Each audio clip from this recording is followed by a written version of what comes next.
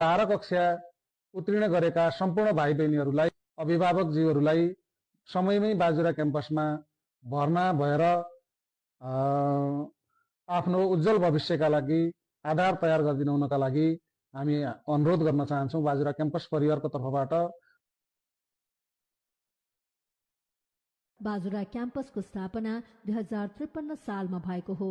यो क्याम्पस बढी मालिका गाउँपालिका वडा नम्बर 8 बाजुरा सदरमुकाम मारतडी नजिक रहेको छ।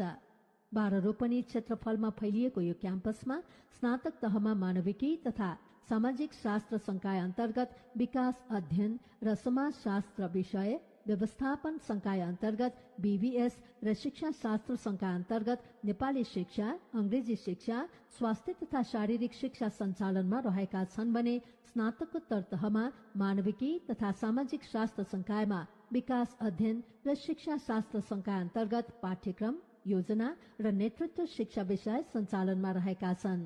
यस बाजुरा क्याम्पसले समय सापेक्ष रूपमा युग सुहाउँदो शिक्षा प्रदान गर्दै आइरहेको छ। अब क्याम्पस 2063 सालमा स्थापना भएको हो बाजुरा क्याम्पस चाहिँ।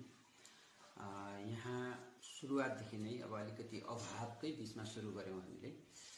शैक्षिक अवस्थाका हिसाबले हेर्ने हो भने बाजुरा क्याम्पसमा अहिले 3वटा फ्याकल्टीहरू सञ्चालनमा छन्। शिक्षा संकाय, मानविकी र व्यवस्थापन संकाय गरी 3वटा संकायहरू स्नातक तहमा र 2टा संकायमा हामीले शिक्षा शास्त्र र मानविकीमा बनाउँदैन यो देश।